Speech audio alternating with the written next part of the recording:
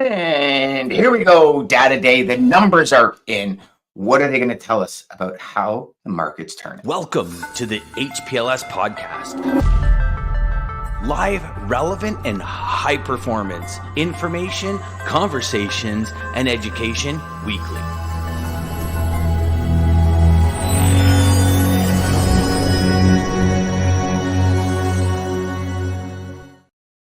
Dean, my man. How you doing today, buddy? Good. Yeah, good to be with you. Another week has flown by. I actually, it's funny because this morning I remember sending you a text saying it is Wednesday, right? Is it Wednesday today? I don't know. And it was like even last night I was sitting there with Christine, and she had said something. And I said, "Oh no, it's Monday. It's not Tuesday." She goes, "No, honey, it's Tuesday." And I'm like, and I think it's because my son was home this weekend because, as you know, he's in Toronto. The training center to be a firefighter. Yep. And so typically he comes home like every second or third weekend because he's living at a friend's place, which is closer to downtown. So he has less of a drive. And he was home this weekend, but he was home on Monday. So the Monday kind of felt like a Sunday because he had the day off, right? Like I worked, but he had the day off. And so I'm finding on these, not so much on short weeks at the end, but short weeks at the beginning, I lose track of the days so quickly because it's like you jump into work and you like head down. And even this morning, I think at like 10:28, I sent you a text saying, "Oh my God, just realized, hold on, is it Wednesday? Is it not? Just realized the time. Okay, let's, and anyways, it's one of those things, my man. But you know what? I think we all go through it. Yeah, I was last week. So we had Mid-America Truck Show the week before last. I got back on the Sunday and I thought, oh, this will have to be a recovery week because I'm just burnt out. And then next thing, the bridge collapse happens in Baltimore. And last week was just insane. I did 14 media interviews, one live with BBC World News in London, which was terrifying. Like to be on live TV on World News. My family's watching it in Australia thinking, WTF is going on. Tell us about that, Dean. Tell us about that because I know you had an issue getting on. There was some kind of connectivity issue or something that happened. Yeah, right? I couldn't connect. Somehow my audio was not working, and anyway, they rescheduled me for the afternoon. But no one said it was live TV. It's just like, so over the week I had 14 media interviews. They're like Zoom calls where you just talk to a journalist. ABC Baltimore was a little bit different on Saturday. They sort of splice in a few sound bites here and there, but BBC News, we've got an incredible marketing public relations department. We've been culturing the media network or cultivating the media network for about 4 years now. And it pays off when there's big events like this, when the media needs someone to call. And DAT's on the list. So maybe Ken Adamo, myself, Professor Kaplis.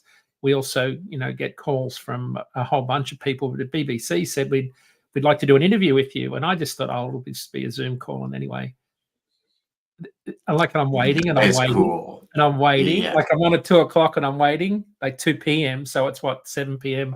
live in London or thereabouts. And next thing, there's a split screen pops up with the anchor, the BBC News World News anchor. And I went, holy shit, this is live. I'm thinking in my head. Only when you went live did you realize you were live? Yeah. That's got to throw you off your game, man. I'm sorry. I was completely shocked. And I thought, you got to think quickly here, dude, because this is going to be rapid fire and you've got to say something credible. Like you've got to sound intelligent. This is all going through my mind like at warp speed. And I'm thinking, holy crap, I've researched so much data. What am I actually going to say? Like this is all happening in real time. Anyway, the words came out fine, and it was like 2 or 3 minutes and everything worked. But that was last week. So maybe this week's a little bit quieter. The market is quieting right down. There's no question. So I wanted to ask you about that because I know the numbers are in for March. Yep. And I know when we started speaking last week prior to having the numbers in, we were talking about seeing some signs of markets turning, less carriers leaving, more of a flat line happening when it comes. I think at that point, and the month wasn't over. I think there was still 4 days left, but I think we were at 500 carriers was the delta between coming and going. Yep. And now you just said something that's kind of piqued my interest, where you said the market's been really quiet. Yeah, and that's normal for the first shipping week of the month. and being April, right? So that's not unusual. This is a slow part of the freight cycle typically, but there are signs the market is improving slowly. So that's the good news. But it's also at the same time as the rate of capacity exits has slowed, right? So if you think about what are the market dynamics that will change the market, the fundamentals of the market, increased demand or decreased capacity. And in our case, we've been losing capacity since October, like net negative capacity since October 2022. And last month, March, it was back to 272. We almost had as many carriers join as leave. When we were short by 272, but that's a long way from the average of losing 2,500 carriers a month since October 2022. So yes. So the numbers are very interesting, Dan. We've lost, a lot of carriers over the course of the year, but the numbers work out that for every 10 that leave, 8 join. Like, so for every 10 that have left in the last 18 months, 8 have joined. And the rate of people joining is increasing. So it's like it's a really strange phenomenon. It's like where some see the end of the road, others see opportunity.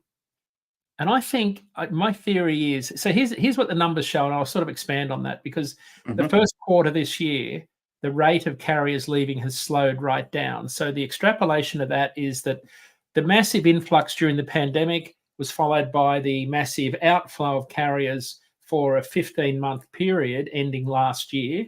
Right, so there's a lot of carriers left. So we had a net negative loss of capacity. And this is in the spot market. So this is not total. This is just the spot market, where about 15% of the loads moved. But this is where most of the capacity comes and goes, in the spot market, because we know we track the DOT numbers, right, from those that come in and those that leave. We know about 80% of them are DOT customers. So we know it's a good proxy for the freight market. Since the start of the year, the number of carriers exiting has decreased by 12%, while the number of new carriers has increased by 20%. So it's a really strange phenomenon. And this is why the capacity is leaking out of the industry very, very slowly, because for every 10 that leave, 8 join. But the rate of carriers joining is increasing as diesel prices continue to fall, used truck prices come way back down to 2019 levels, and the market is still paying reasonably good rates at a national average, including fuel. So, and on top of that, carriers paid down a lot of debt during the pandemic, so they've got a lower operating base right now. So if you're looking at buying capacity right now, there's a lot of folks out there that see opportunity. And that's what's happening right now at the end of the quarter. It appears that the exodus capacity has slowed. And the reason why we've got this sort of divergence, as in, 10 leaving, 8 joining, the 10 leaving, my theory is they can no longer handle the burden of high insurance and high finance costs because they paid high for new trucks in the pandemic. And those that are coming in now are coming in at a much lower cost base. So I think that makes sense. That's the market fundamentals that I'm seeing right now. And that was kind of confirmed at Mid-America Truck Show, where we're talking to new entrants who see nothing but opportunity.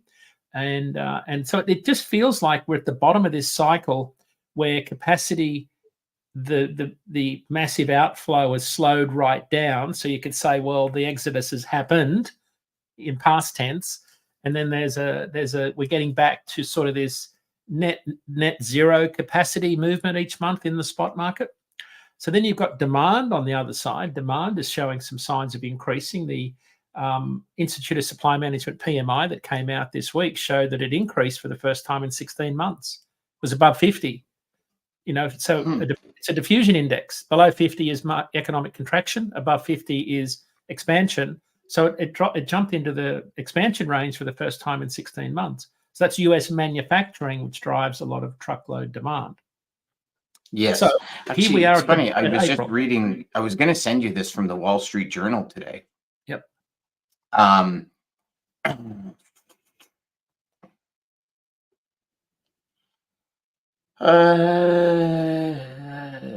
Okay. So the number of the day in the Wall Street Journal, I don't know if you get it, but I subscribe to the logistics report for the Wall Street Journal. And it says 700 million cumulative losses for container shipping lines in the fourth quarter, Right. down from combined profits of 35.7 billion in the year earlier. And the first loss for carriers after 14 straight profitable quarters, according to maritime consultant John McCowan. Yep. Oh yeah, I know John. Yep, he's been a guest on our Yeah. show. Yep. Yeah, and then in the Market Watch section, it said the U.S. orders of manufactured goods in the U.S. rebounded 1.4% in February after 2 straight monthly declines. There you go. Yep. Yeah. So Yeah. Now, Dan, one thing that's interesting is when you look at like, for example, they go through Tesla's Yep. deliveries. Yep. And I can't believe the drop.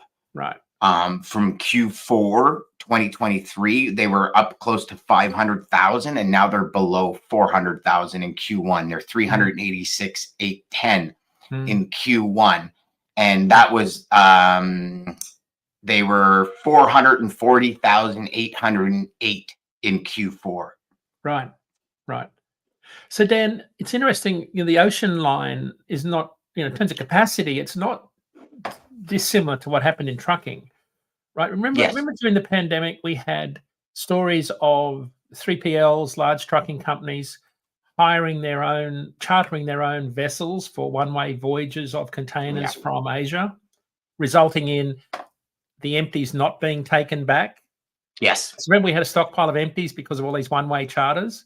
Yeah, so they were huge. All the extra capacity that was added into the market, but when the market cooled down, the ocean liners have got a massive amount of excess capacity, right? So that's why you're talking about the losses, right? Is the excess capacity, and we look at the new ship orders that are underway. They're going to continue to have excess capacity for some time. Hence, John McCown's point about some of the losses they've been incurring. So it's no different than, I think, the supply-demand metrics in truckload. But a lot of carriers come in.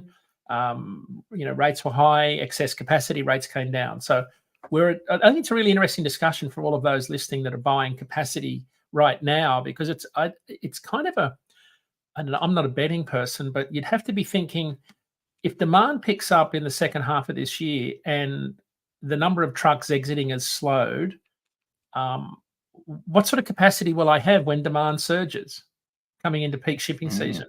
Where am I going to find the trucks? So maybe, just maybe the market buys enough trucks to match demand. Maybe that's where new truck orders are at, because new truck orders plunged 38% month over month in March. Dropped. Wow.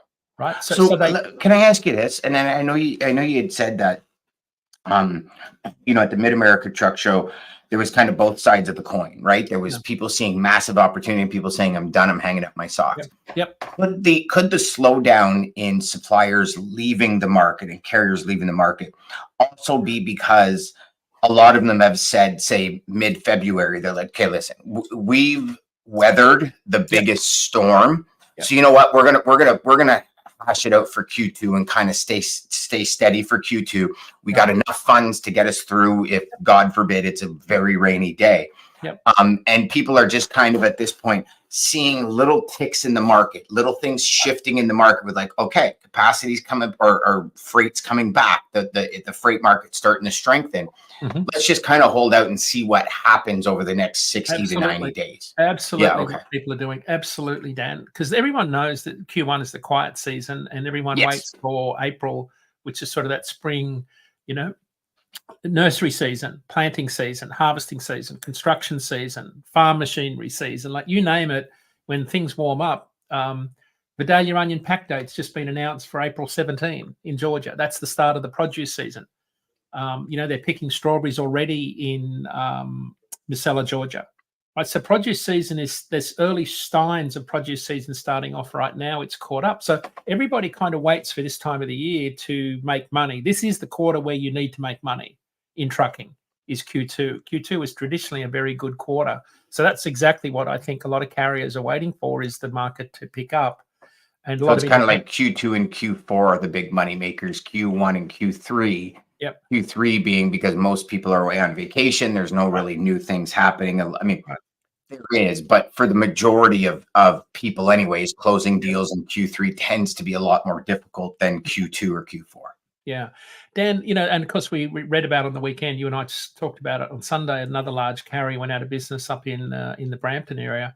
So there are some large contract carriers, maybe spot market carriers also, that are exiting the market. I still think we've got a ways to go in terms of the clean out of the carriers that are just not able to make it for whatever reason, unfortunately. But I think, so, I think about the spot market a lot, and I just get a sense that the carriers that are left are pretty savvy.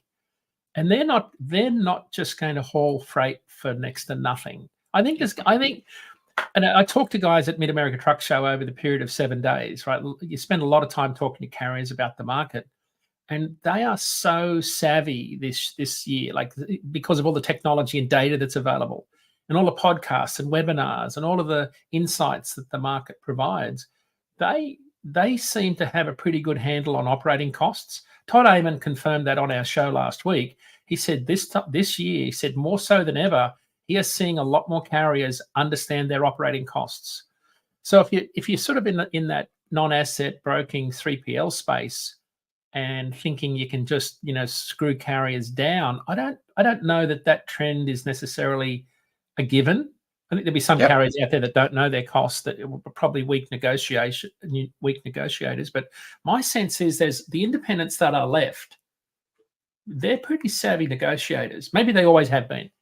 But I just think this as the market exits, I think the capacity side is much more informed about what it really costs, because we've all been stung with higher inflation effects on all of our operating costs. And as Todd said, in the order of 20 to 25 cents a mile higher since the last quiet market in 2019. So we're all aware of what it costs to run a truck these days, more so than ever, because we're all paying a lot more for everything.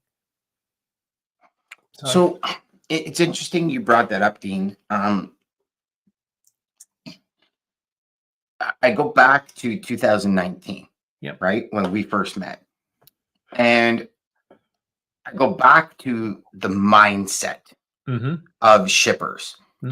And during COVID, shippers got very smart. And I think the majority of shippers, now, don't get me wrong, I think some knew already, but most just kind of came into work and blindly followed the way they've been doing it, not really giving much consideration to their supply chain and how, when their supply chain goes awry, costs can get out of control. And I think COVID the pandemic was the learning point, the real shift, the trajectory moment for shippers, to say, holy shit, like if I don't keep a handle on this, my company's losing money instantly. And now I think 2023 was that aha moment for carriers. I know it was the aha moment for brokers, because on average in 2023, we're talking 30 to 60% lost revenue at brokerage firms. Was the average from owners and stuff that I was speaking to, and VPs and stuff that I was speaking to that would share the data, which is a huge reduction in overall value of the companies. And so I see that as being also on the carrier side, the carriers during COVID not really caring about costs because the money was so rampant, right? Call it on the backs of the shippers, for lack of a better term. And now, as soon as that power shifted to shippers and it became a shippers market, I see a lot of suppliers, both on the brokerage and asset side, getting real specific about a dollar and cent and what it really costs and how it really costs and why it really costs and how can I maintain this but delete this and how can I really pay attention to my operating costs. And so in the end, they say everything happens for a reason. I'm thinking these two things are a huge reason for us to be smarter for logistics and the transportation world to get into the 21st, are we the 22nd century, whatever we are right now, to get more technological, to start using technology to their advantage. Because I've seen, and just in the construction of our software that we built, I'm showing it to sales reps, I'm showing it to owners, and they're going, oh my God, I've never seen something like this before. And I said, it's because our industry is so degraded from technology. It's crazy. Like I remember when ELDs went in and it was like, fucking computers in a truck and I don't want this crap. But like, I don't know. I think our industry is the last one to adopt major technology. And I'm hoping that's changing. And you said something very interesting where you said, now there's a lot more podcasts. There's a lot more media outlets. Like think 10 years ago. Yeah. Right. Which is such a short period in time. Right. Even 6 years ago. Yep. There was not even close to as much information out there about logistics, transportation, cost per mile, everything that we can find today at the tip of our fingertips, right? Like DAT was there, but the production and content wasn't there that they now have now, right? Freightwaves wasn't around. Like all of these major corporations that specialize in data. I mean, supply chain today has been, I think, one of the longest, and supply chain management and modern materials management, I think, are the three publications that have been around since I can recall anyways. Trucking News also was another one that's been around forever, but now the publications are everywhere. Yeah. Right. And you don't need to go far. I mean, if you just type into the Google logistics issues, I think there's 320 million different articles. Wow. Right. Whereas it'd be interesting. I wish I would have done that search 10 years ago and then done it today and had like the shots to see the difference. But I think finally our industry is embracing technology and saying like, okay, let's catapult ourselves to the next level. Right. So Dan, I was reading an article by Bill Cassidy, right? So Bill Cassidy and I talk a lot about the freight market. I'm on a podcast with them next week talking about it. One of the things that has happened, and this is I think that's DJ. I'm pretty sure that's DJ. DJ is joining us today. I'm going to say it's DJ because I know he's the Robin Hood capitalist. So go on. So this is why I think those listening are going to have to work harder, right, this year, much harder, because carriers have a lot more information at their disposal. They can tell through, for example, our DAT1 app profit estimator at a load level whether a rate is going to be profitable or not, because they can input their own operating costs. So that's on an app, right? Secondly, we've got Benchmark IQ, which is a shipper's dashboard where they can look at their spend versus the market on every lane, right? So shippers have got a lot more data and intel. And the third point is that shippers, going back to your point, were stung so badly by what happened during the pandemic, they've elected to increase their own private fleet count despite a favorable truckload market where rates are much cheaper. So they're playing the long because they know it's going to turn. Well, but and they want to make sure they've got the capacity to A, keep truckload carriers in check, but B, maintain customer service for their own customers on the private side. So that all means that you're going to have to work a lot harder to secure market share, service customers. If they're moving more of the freight on their own trucks, does that suggest that there's less freight for the non-asset market to handle? Most likely. And that's a good point. And then there's a secondary to that. Some companies that have their own fleet will now get operating authorities in order to haul broker freight home. Oh, right? Because 25% of their loads are covered, right? 75% of backhauls in private fleets are empty.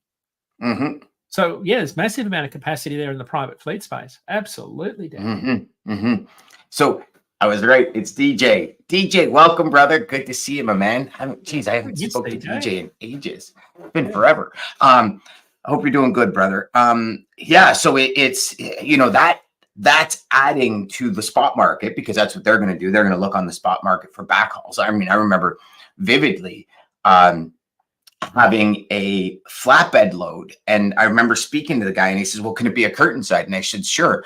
And then my customer calls me, and it was for Schneider Electric, so it was a power station a power generator going to a Bruce power plant. Right. And Dean, the guy calls me from Schneider, and he says, "Dan, I think this may be your truck." He goes, "Did you send in a sod truck?" I go, "A what?" He goes, "A sod truck." So it was a guy that was from Northern Ontario that it was hauling sod to deliver to his distributors. Right. And what had happened is they had their own fleet to do the distribution, but then they were stuck in the Mississauga Brampton area to go back north. Right.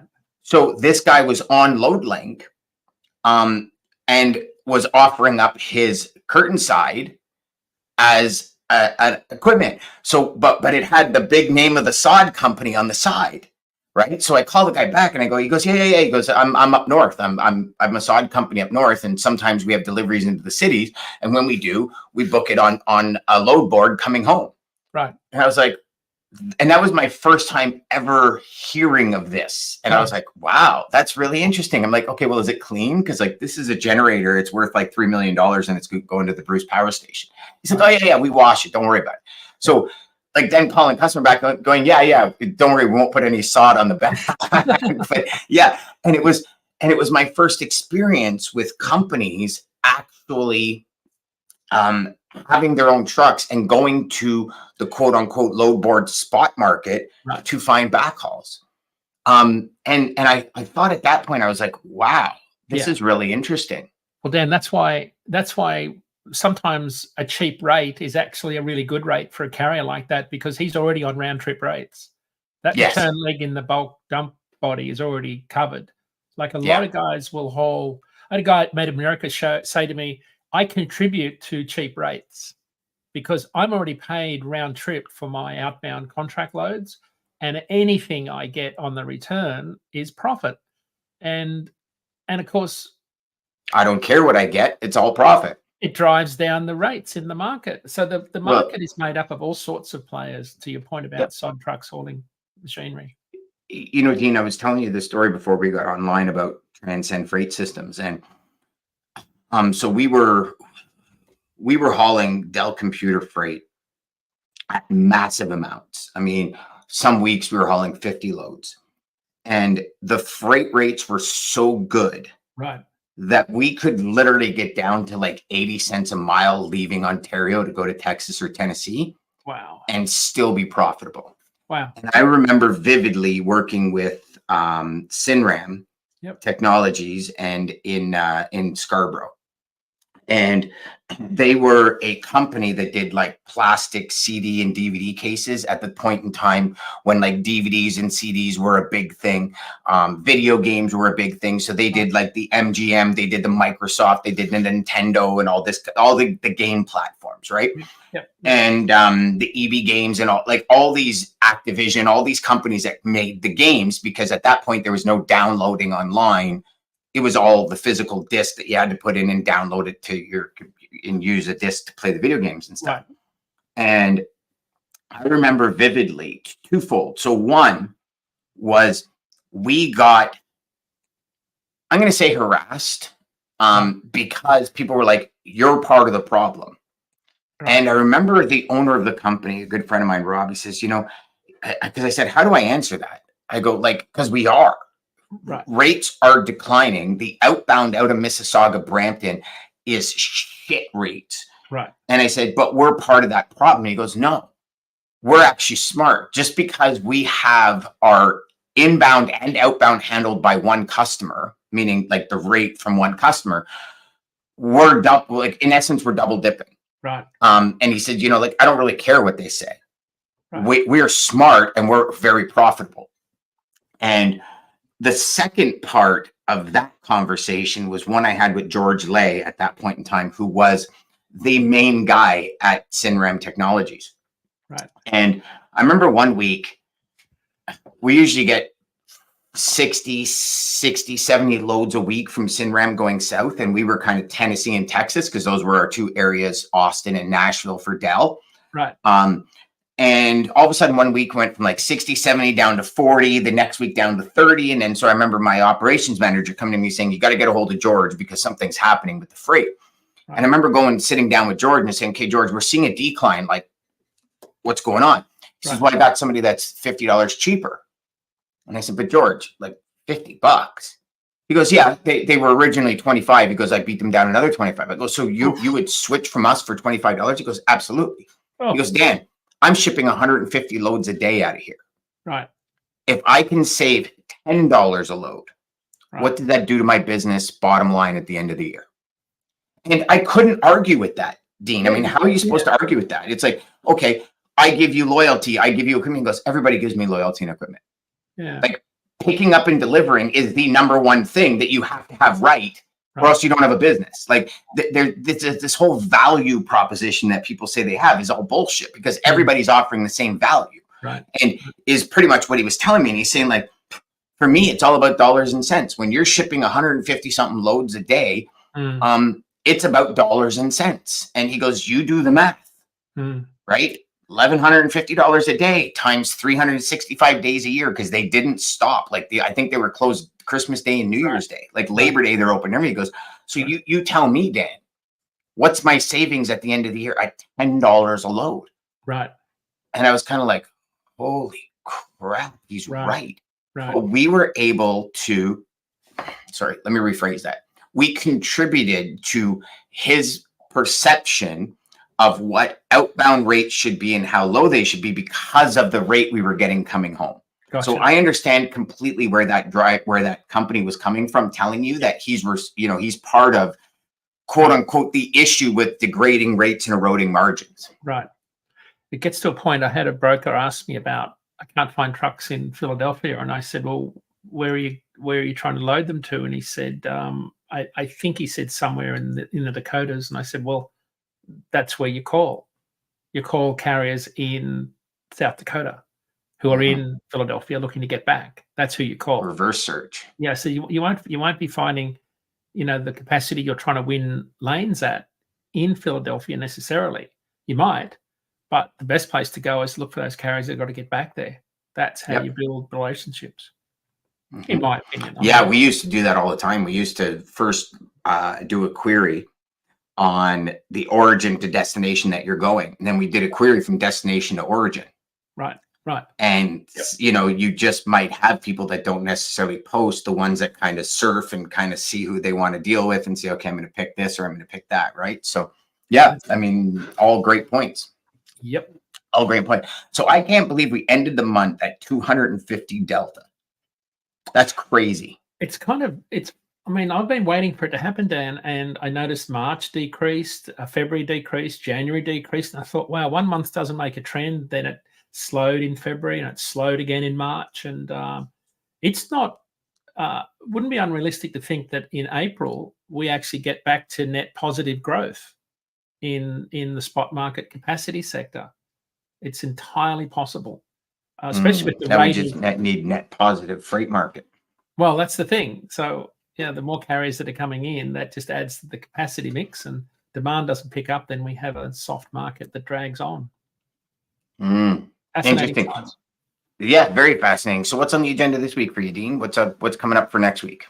So new truck orders. We've got Tim Denoyer from ACT Research on our show next Tuesday. It's going to be a really interesting show, Dan, because new truck orders plunged 38% month over month.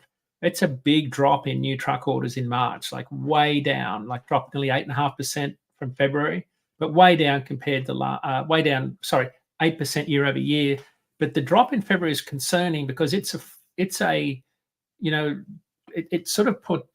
portrays that large truckload carrier view of capacity or demand is sort of weakening, given that those new truck orders are 6 to 9 months out from hitting the road. So he's going to be on the show next Tuesday. We're going to talk extensively about two things. One is, three things. Baltimore, he's going to have some views on that. Second, what do new truck orders tell you about the future of truckload demand as seen through the eyes of the large carrier? And the other thing is where are used truck prices heading, auction numbers, those sorts of things, trailer numbers. They'll all be good discussions that we'll have with him next Tuesday. That's what I'm looking forward to. Got a bunch of shows next week, actually. Awesome. Well, I'm looking forward to that too.